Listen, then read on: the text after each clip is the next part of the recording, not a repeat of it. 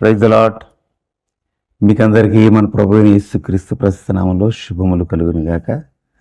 అంత బాగున్నారు కదా? ప్రార్థన చేసుకుందాం. పరిశుద్ధుడైన మా తండ్రి, మీరు ఇచ్చిన ఈ యొక్క మంచి సమయాన్ని బట్టి వందనాలు నాయన. బిడ్డలు ఎంతో ఆశతో వాక్యం వింటుండగా వారి హృదయాలను నాయన మీరు దీవించండి నాయన. వారి మనసులను ఆదరించండి, వారికి మేలు చేయండి. నీ వాక్యముతో వారిని నింపండి, నీ బిడ్డగా అంగీకరించండి. నన్ను యోగ్యునిగా చేయండి. యేసు నామములో ప్రార్థిస్తున్నాను తండ్రి, ఆమేన్. ఈ ఉదయకాలపు వాక్య భాగము జెఫన్యా గ్రంథము 3వ అధ్యాయము 17వ వచనం. నీ దేవుడైన యెహోవా నీ మధ్య ఉన్నాడు, ఆయన శక్తిమంతుడు, ఆయన మిమ్మల్ని రక్షించును. ఆయన బహు ఆనందంతో నీ యందు సంతోషించును. నీ యందు తనకున్న ప్రేమను బట్టి శాంతము వహించి నీ అందరి సంతోషం చేత ఆయన హర్షించును. Praise God. మీ దేవుడైన యెహోవా మీ మధ్య ఉన్నాడు, ఆయన శక్తిమంతుడు, ఆయన మిమ్మల్ని రక్షించును. అవును, దేవుడు ఆయన బిడ్డల మధ్య ఉన్నాడు. ఎక్కడ 2-3 కూడి ఆయన నామములో ప్రార్థిస్తారో అక్కడ ఉన్నాడు. ఎక్కడ 2-3 కూడి ఆయన గురించి సంభాషిస్తూ ఆలోచిస్తూ ఉంటారో వారి యొక్క మాటలను, సంభాషణను చెవియొగ్గి వింటాడు. అది మన దేవుని యొక్క ప్రేమ మన ఎడల ఉన్న విధానం.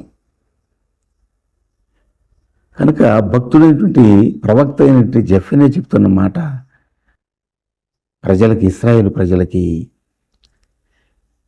దేవుడు మీ మధ్య ఉన్నాడు, మీరేం భయపడొద్దు, ఆయన శక్తిమంతుడు మిమ్మల్ని రక్షిస్తాడు. ఎందుకంటే మోయాబు వారు, అమ్మోను వారు మిమ్మల్ని దూషించిన దూషణలు దేవుడు విన్నాడు. ఆయన బిడ్డలను దూషించినా, ఆయన బిడ్డలు జైలుకు వచ్చినా ఆయన ఊరుకోడు. కాబట్టి ఆయన కలిగించుకుంటాడు, వారికి తగినటువంటి ప్రతిఫలాన్ని ఇస్తాడు. కాబట్టి దేవుని బిడ్డలైన వారు అణకువతో దేవునికి లోబడి ఆయనను మాత్రమే ఆరాధించగలిగితే ఆయన వారి శిక్ష నుండి తప్పించి వారిని ఆనందపరుస్తాడు, ఆదరిస్తాడు. దేవుని యొక్క ఆశ ఏంటంటే ఆయన ప్రజలు చెర నుండి విడిపించబడి, పాపపు చెర నుంచి విడిపించబడి, శత్రువుల చేతుల నుంచి విడిపించబడి ఆనందంగా ఉండాలని, గంతులు వేయాలని, సంతోషించాలని. ఇలా ఉండడానికి కారణము వారి దేవుడని ఇతరులు తెలుసుకోవాలి.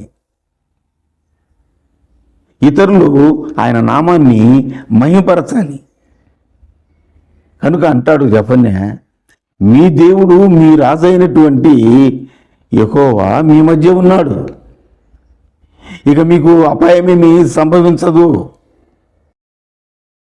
కాబట్టి మీరు సంతోషించండి, భయపడవద్దు, ధైర్యం వహించండి. ఆయన శక్తిమంతుడు కనుక మిమ్మల్ని రక్షిస్తాడు.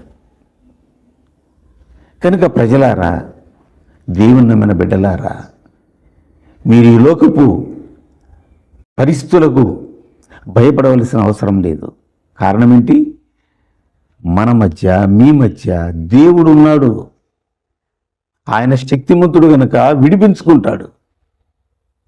ఆయన బిడ్డల పక్షా నుండి గొప్ప కార్యాలు చేస్తాడు. అది మన దేవునిలో ఉన్నటువంటి గొప్ప విశేషం. నువ్వు ఏ పరిస్థితుల్లో ఉన్నా సరే అణుకోగలిగి, విధేయత కలిగి, ఆయనకు లోబడి ఆయన్ను ఆరాధించడం నేర్చుకో.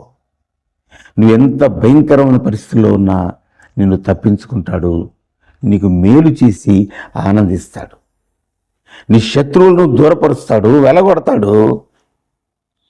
అంతేకాదు నిన్ను గురించి ఆనందిస్తాడు, నీకు మేలు చేసి సంతోషిస్తాడు. నిన్ను ఆయన ప్రజగా అంగీకరించుకుంటాడు. నువ్వే పరిస్థితుల్లో ఉన్నావు ఇప్పుడు?